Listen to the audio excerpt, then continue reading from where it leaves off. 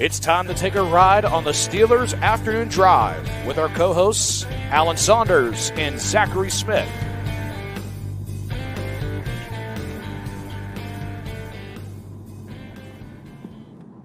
Welcome into another episode of Steelers Afternoon Drive. I'm Zachary Smith. That is Alan Saunders. Alan, how are we feeling? I'm good. If the intro had been like 12 seconds earlier, if we had just gotten started, you would have seen Braden Fehoko walking home from practice along the stretches drove by. I was like, hey, I know that guy. Yeah. When do we? You're gonna have to tell us when we go past this Permane brothers. By the way, along the trip. If you want me to, well, yeah, I'll just show you where it is. Yeah, okay.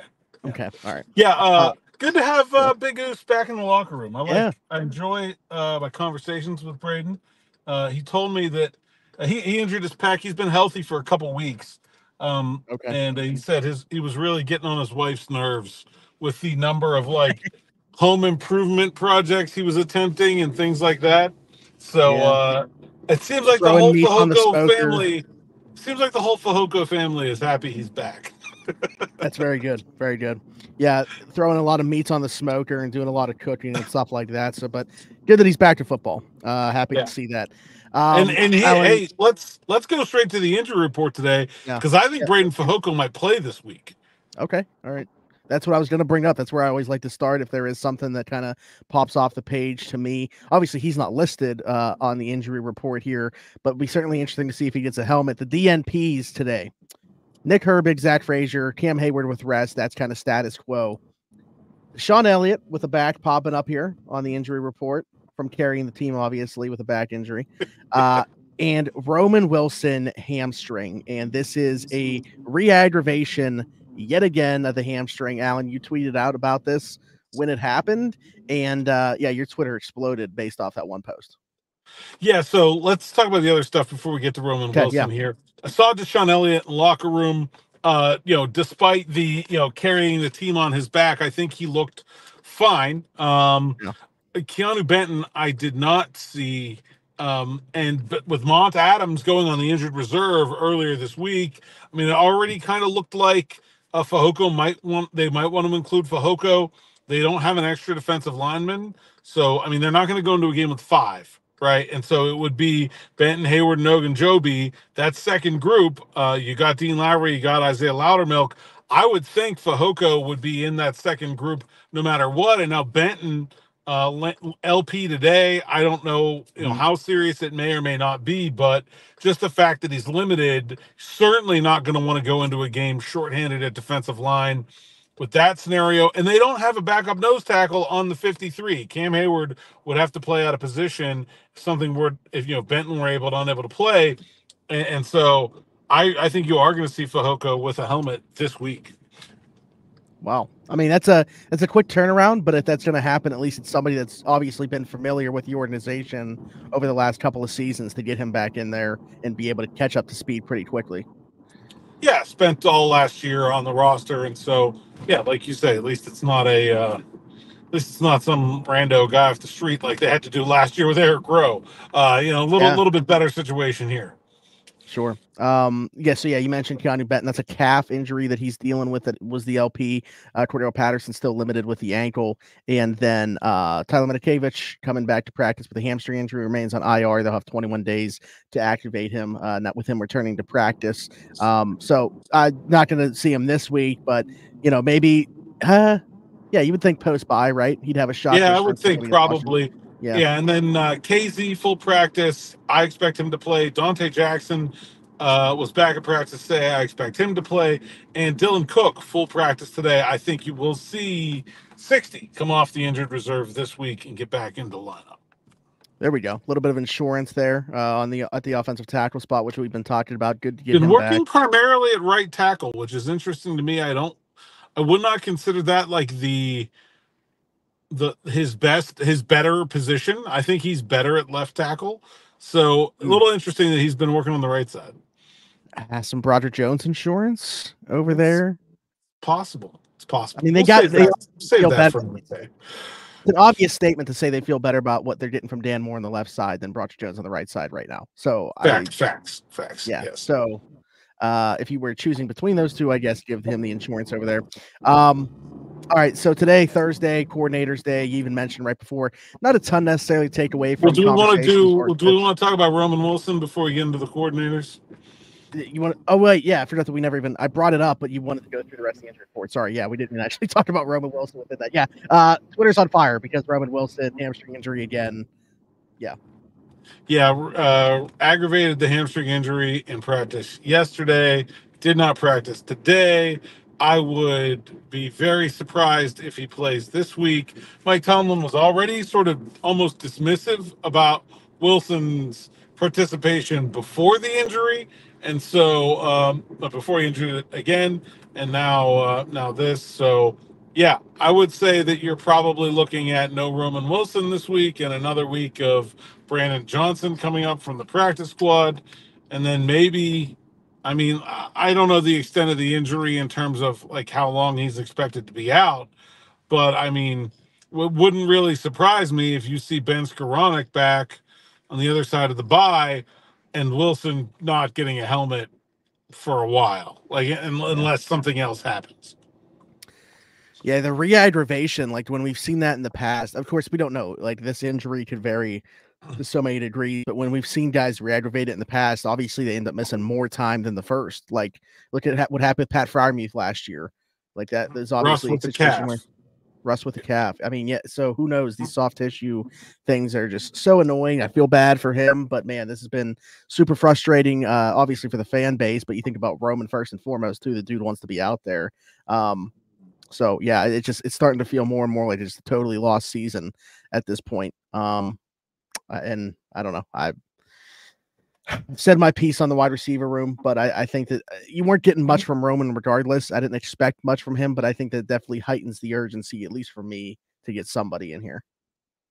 Yeah, I mean, I had a lot of people in my Twitter mentions calling this like a bad draft pick or him a bust. And like, I don't really think that's the case. I mean, somebody said like, this is why you don't draft injury prone players.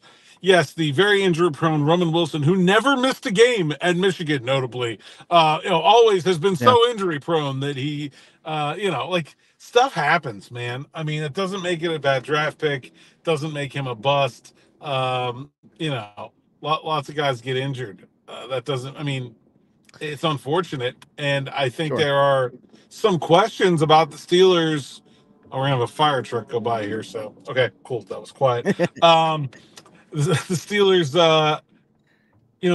they have drafted some players that are injury prone and have taken some chances with those guys. And look, if you want to point at Corey Trice and say this is why you don't draft injury prone players, well, okay, fine. But they got Corey Trice in the 7th round when he was supposed to be like a 3rd or a 4th round pick because he was injury prone. Darnell Washington fell 2 rounds or a round and a half to them because he was injury prone. Troy Fautanu, Peyton Wilson, like, yeah, they take some chances on some injury prone guys. Roman Wilson was not one of those guys. Roman Wilson was healthy as a horse in college, and probably, in hindsight, should have had the ankle surgery.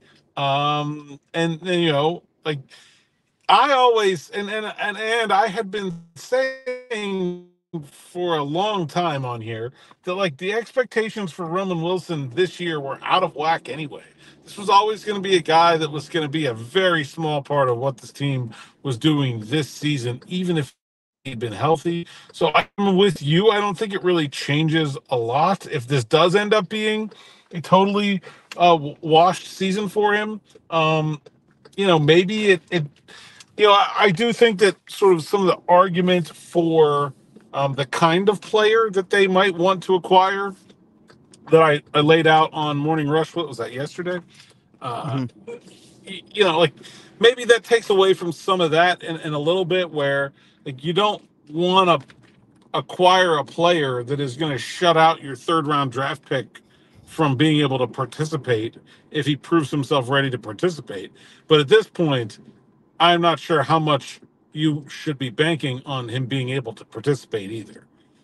Yeah, well, that's what I was going to ask you about next was like, does this change the stance at all? Because obviously, like, you still have Calvin Austin there, but like the Cooper Kupp fit Which, by the way, is kind of funny because you want to talk like if the whole reason that people don't like Roman Wilson is the injury prone thing. When you look at Cooper Kupp's body of work since 2021, yeah, I mean, he's not played a ton of football, only 2 games this year that hurt in the Rams' second game of the season. But does that change that mindset at all in terms of Cooper Kupp fitting in here? Yeah, I love the tweet from I don't know, Russ's quarterback coach or whatever. It's like, when healthy, Cooper Kupp is an elite Z receiver. I'm like, when young, I was a lot of things too, brother. Like that's not how it works. Like, healthy is gone and never coming back. I don't. Do people not know that Cooper Kupp is 31 years old? Like, he was a late bloomer. He is no young man. Like, the idea that player from 2021 is ever coming back is just beyond far-fetched. I think he would make a very good slot receiver for somebody right now if that's what they needed him to be. I don't think that's what the Steelers really need, although he would be better than Calvin Austin. I still think the Steelers probably should not let it not being an ideal fit get in the way of making an acquisition. But I'm not of the mind that, like, a 3rd-round pick, which is where I'm at probably on his value. I don't know. What are your thoughts about that? Is that a good trade for you, a 3rd-round pick for Cooper Kupp right now? Yeah, I would do a 3rd-round pick. 2nd is where you lose me, but I think that's a pretty, like, that's the difference for me. I think a 2nd-round pick to a 3rd-round pick is the differential between me making and not making that trade. I do it for a 3rd round, though. Assuming the Rams, as has been reported, are willing to eat some money, I would agree that a 3rd-round pick is probably good value for Kupp. I would not go higher than that. Yeah. And also, because I do think, while that it's not ideal, I do think that you could play him or Calvin on the outside at times. Yeah, you can do it. It's just not. It's not what they really need. And let's get into what they really need, because I wanted to highlight a very good. Well, it wasn't a tweet. Well, I guess it was a tweet. It was a piece of video from, I don't know, some ESPN show from Dan Orlovsky this morning about what's been working with the Steelers' passing offense and how Russell Wilson, we call it the moon ball, right? That's sort of what it's been called. He gets a lot of air under his passes, and it lets receivers run under the ball. If you remember that deep shot from Fields to Calvin Austin, it was the Raiders game. It comes in like low and hot, and Calvin, he kind of got like a fingertip on it, but he didn't really have a very good chance to catch it.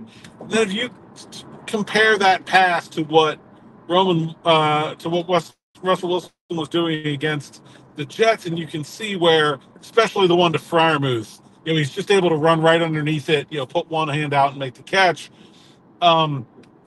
It's obvious that Russ is really freaking good at that. And that even though Justin has a really good arm, Russ is a lot better at throwing deep passes than Justin Fields is. And I still think that is their best way to have a dynamic passing offense. They made the change from Justin Fields to Russell Wilson because they want to throw for more than 150 yards a game. You're not going to get there throwing slants and digs and outs. Like, it's just not, and that's not what Russ is good at. And so I do still think there is a bigger need than for anything else, another receiver that can be a stretch the field deep threat. Calvin has the speed, doesn't really have the catch radius, can't really defeat press coverage like you need that outside deep threat to do. Now, some guys can do it all. Like Deontay Johnson would have been that, and also is a really good underneath receiver. Devontae Adams would have been all of the above, right? But I think that is the real thing that is necessary to unlock this offense going forward.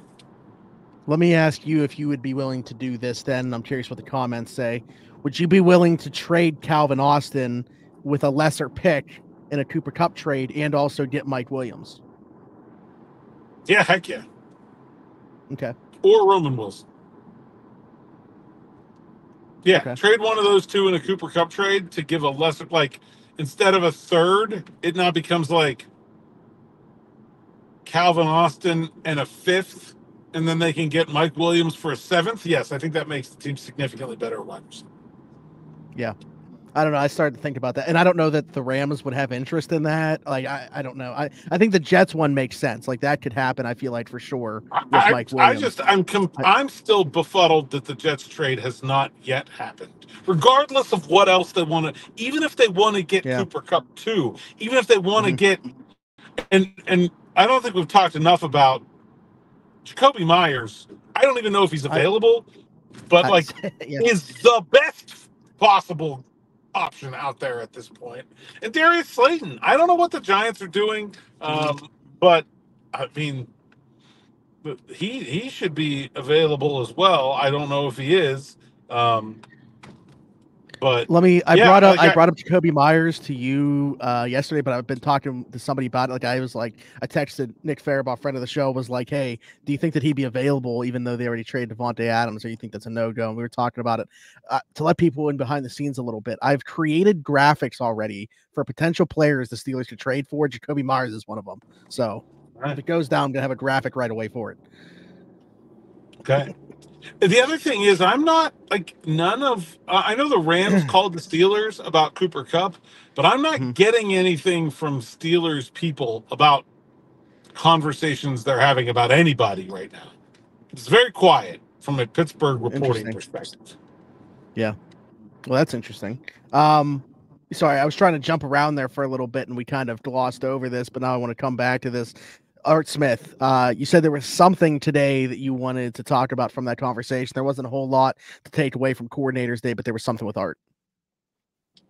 Yeah, now I can't remember what it was. I think that it was. Oh, what the heck was it? He talked about the. Oh.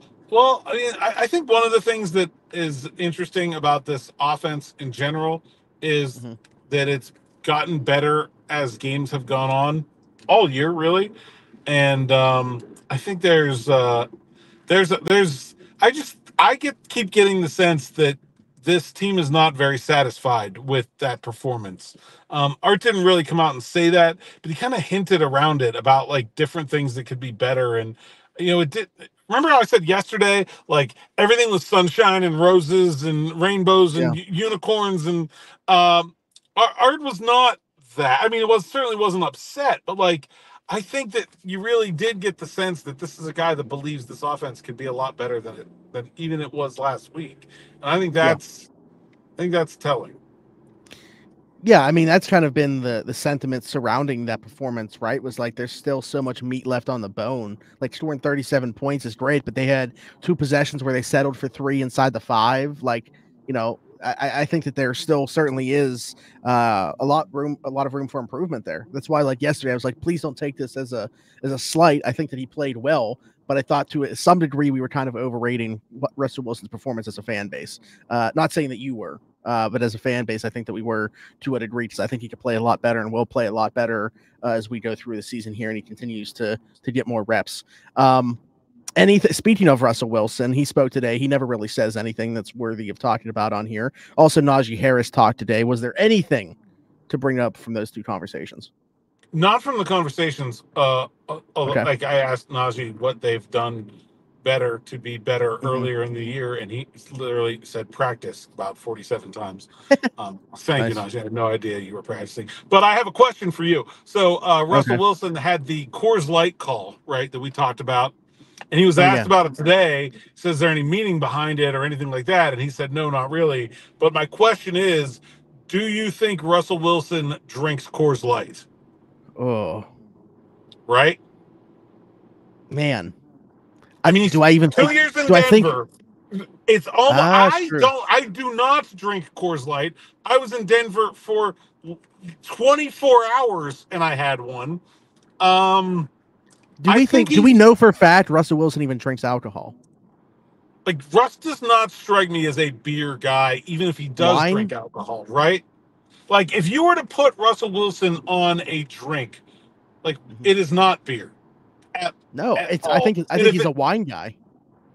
I could totally see a wine guy or like a mixed drink, something like he's something like a vodka maybe, or a tequila guy I could see even.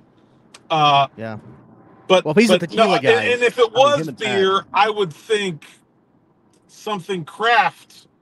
Not, he's from Seattle, right? So everyone's not from Seattle, but spent so much time in Seattle. Like, people aren't drinking macro lagers in Seattle, right?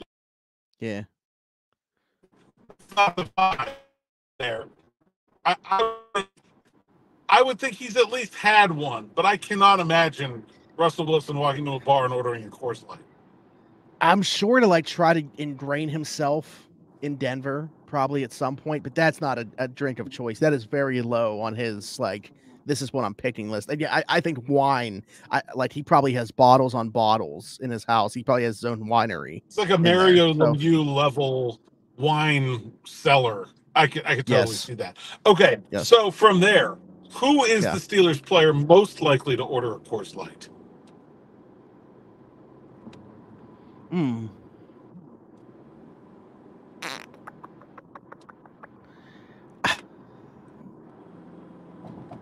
Coors Light. I mean, that's the thing. It's I thought you were just gonna say pound beers like Mason McCormick up there for me. Mason McCormick is a good answer here. I think that's a decent answer. That's my initial thought, but I'm like Kyle Allen, Christian Kuntz. I mean, Zach Frazier. The interior offensive lineman, I think, got to be up there. I kind of want to light beer and offensive linemen to me just don't mesh, right? Yeah, that's fair. You don't need to order a light beer when you're 315 and trying to stay that weight, right? So that's why I wasn't thinking offensive line, but I think McCormick is a good answer. What about Kuntz? No, Kuntz is pure Pittsburgh. The man is ordering Iron. Yeah, that's true. Well, Kyle Allen, also big Iron City guy. I found immediately when he got here. Okay. So, interesting. Yeah. Yeah. Despite that, I'm gonna stick with my McCormick pick, despite him being an offensive lineman. I'll go Scotty Miller. But is he really going against the Miller? I mean, is that allowed? Oh, that's true. It's Miller. No, he can't. No, you're totally right. No, he has to drink Miller. Oh, I didn't think of that. No. Okay. That doesn't work. That doesn't work. How about Ben Skoranek? Yeah. Ben Skoranek will be my Coors Light pick. Okay. I feel like that is. There you go. Yeah. He's from out west too, isn't he? I think. I don't know, to be honest with you, but maybe Midwest. I don't remember. All right, that's. I needed to bring that up since Coors Light was such a talking point. That's Indy, the only thing I got from Russ was Coors Light. Indy, okay. All right. Yeah, Ben Skoranek's an Indy guy. Indy's yeah. All right, we got a couple of questions that I want to get to here. One of them about Dexter Lawrence, and I appreciate this person's question because their name is Sexy Rexy, and they're asking about Sexy Dexter Lawrence, the interior defensive lineman for the New York Giants. He said, game plan wise, what do we think about Dexter Lawrence? Are they going to treat him like just another player? Would they, if it wasn't Ryan McCollum? Is he going to get extra attention from Mason McCormick, Isaac Seumalo? How do you game plan for a guy that wrecks games in the way that Dexter Lawrence does?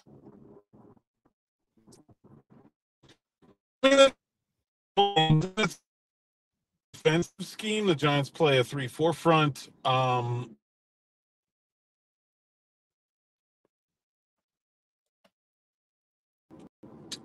Yeah, it's a little bit different than it was last week with the 3-4 and having Burns. He's such a good player on the outside that I don't really think the Jets have an analog for. But I think this will be a game where they maybe want more away from Burns, the way teams run away.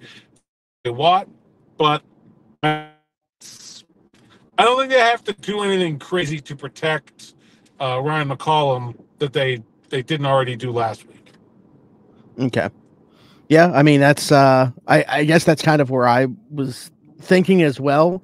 I don't know that, like, Dexter Lawrence is having a crazy year. I think he's the best right now, maybe the best defensive player in all of football. Leading the league in sacks from that interior spot is a very tough thing to do. To your point, though, does have Brian Burns on the outside. Also, I guess we should mention Dexter Lawrence popped up on the injury report today as well for the Giants. Yeah, didn't practice today. I'm not saying he's not going to play, but yeah. But I guess they treat today like Wednesday, huh? Because of not playing until Monday. Yes. So okay, we'll see if he's back tomorrow. Yeah.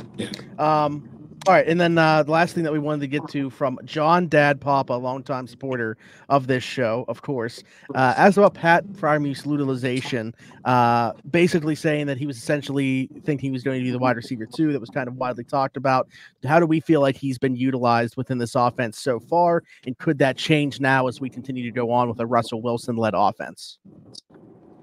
I thought I might have said it here. I don't know, but I thought that he would be used more with Russ than he had been with Fields. And he wasn't used more in terms of volume, but they were two big plays. I think that's more than we've seen him be involved sort of down the field. And so I'll be interested to see how that continues. I do think that, like, Russ just has a hard time seeing over the offensive lineman sometimes. I mean, that's one of the things that happens when you're whatever he is, 5'10", 5'11". And I think that's going to limit in some ways how much anybody who kind of operates in that space can be involved. But I think Pat is a good enough athlete, as we've seen, to be a guy who goes up the seam and stretches the field as well. And so I do think you'll continue to see him used in that regard. The other thing was, and I don't know if this was game plan specific or what, but I would have liked to see, like, Darnell Washington got 3 passes in the flat. And, while I approve heartily of the idea of get Darnell Washington going, 88 in open field is going to do a heck of a lot more damage than 80 is. Like let's, if the idea is getting a tight end out there with some running room, I think I would like to see what Freiermuth can do with the ball in his hands and some running room a little bit more than Washington. Yeah, the Jets started to sniff that out too. I thought it was all 4 of his catches were in the flat, 3 to the right side, 1 to the left, unless I'm mistaken. Yeah, you might be right, but 3 were the same play. The other one was different. Yeah. But yeah, I mean, I agree. The Jets started to sniff that out. Like I said, I mean, I like the idea of using Darnell Washington a little bit more. It doubled his career high in catches with 4 in this game. To me, I want to see it more so in the red zone than anything else. Don't necessarily haven't seen that other than he has the 1 touchdown catch against Denver, but maybe we'll see that come to fruition. As far as Pat goes, I think the one thing that we kind of had touched on and we had talked about maybe we would see more is because of they didn't go out and get a receiver that's necessarily going to play on the outside. Would he line up maybe all the way in the boundary from time to time? Yeah, I haven't seen a lot of that yet either. I would be interested in it. I think it's in I know it's in the playbook. I've seen it. And so we'll see if it comes to pass. The other thing we haven't seen a lot of that I keep thinking that we're going to is the screen game. I thought the Jets would be a good game for that. I think the Giants may also be a very good game for that, especially with their sacks and their Burns is a really good pass rusher. Anything to slow him down. I think you'll keep seeing the toss. We had a comment yesterday about the toss play, and I'm like, yeah, you mean the one that went for a 36-yard touchdown against the Raiders? Like, if you get a 36-yard touchdown out of a play, you can call it like 10 more times, and your average is still all right. Like that's how that works. I think they're going to keep trying that, even if it doesn't provide results every down. Yeah, as far as the things we talked about that we thought we'd see more of Pat on the outside, maybe you see that more as Russell Wilson continues to work back in the offense. And as far as the screen game, maybe that's more as Jaylen Warren continues to get healthy. I thought, like, physically he started to look like himself against the Jets, but that's only going to get better and better as the season goes on. So maybe it's just a matter of those two things kind of happening to get those two aspects of this offense going. Yeah. I think this could be another big Jaylen Warren week. I do. You're going to want him in there for dealing with Burns. And that's one of those ones, like, I don't mean to hijack this into a PFF discussion, but they continue to give him terrible pass protection grades. And the really? reason they do it is because they're so stupid that they don't ever consider the difficulty of the assignment in giving a grade. It's like, if I blocked you, Smitty, but then Jaylen Warren was like solo blocking blitzers in the A gap and gets pancaked, but loses slow enough to allow his quarterback to get the ball off, I'm going to have a better grade. And it's like the stupidest thing imaginable, that they are not at all considering the difficulty that, like, the Steelers give Jaylen Warren really, like, I don't think there's a running back in the league that gets asked to do more in pass protection than Jaylen Warren, in terms of lining up all the way on the right and your guys all the way on the left, or here's an unblocked guy in the A gap. Good luck. Like, they give him. Here's Max Crosby on a stunt. Yeah, they give him the toughest assignments, and he does a really good job. And if you look at PFF, you would think Jaylen Warren is a bad pass blocker, which is like the farthest thing from the truth. He's one of the best pass blocking running backs in the entire league. It's just bonkers to me. Yeah. Now, I actually had no idea that was the case, that they graded him so low. So, man, yeah, that's pretty insane to think about. I mean, even just like every week, I feel like you see at least one rep where he's just completely stunting a pass rusher in their tracks, like from getting to the quarterback. Whether it was Will McDonald one time last week, I mentioned Max Crosby. That's 2 years in a row where he stopped him from, and his quarterback ends up making a big play. Like, yeah, regularly getting those types of assignments. So, I don't know. I don't want to use for a third straight episode. I guess I'm going to use the word dumbfounded, because that's what I am right now. Steelers afternoon dumbfounded. There you go. Alan, until are you on tomorrow? It's a Friday. It doesn't feel definitely like a Friday. Me and DB. Yeah, I think so. Although maybe, I don't know. Do we want to postpone DB till Monday? Because we have a Monday show that will go before the. I don't know what to do. I'm dumbfounded. Okay, well, either way, there will definitely be an episode. I'll be here Monday, or I'll be here Friday, and we'll figure it out. There we go. Okay, well, until then, tell the people they can find you. At @Saunders_PGH on X, Instagram, and TikTok. PGH Steelers Now, the site's account, SteelersNow.com. You go there and read the words so I can get paid. Good article by DB breaking down the options, the trade options at wide receiver today. You should check that out, as well as my reporting on Roman Wilson. And, of course, like, subscribe, hit that bell for notifications here on the YouTube channel so you don't miss an episode of Afternoon Drive, Morning Rush, Sights and Sounds, practice interviews, post-game, all right here. There you go. And leave us a comment. Let us know your thoughts on anything that we talked about today, or a question for a future episode that we will definitely get to. As you can see, we try to answer a couple on every episode. If you're listening somewhere else, Apple, Spotify, wherever your podcast from, be sure to leave us a 5-star review and subscribe over there. Just search Steelers Afternoon Drive, the same place that you can find us on TikTok. Again, just Steelers Afternoon Drive. And then you can find me everywhere, Zachary Smith, PGH, for Alan Saunders, and myself. Thanks for jumping in. Take another ride on the Steelers Afternoon Drive.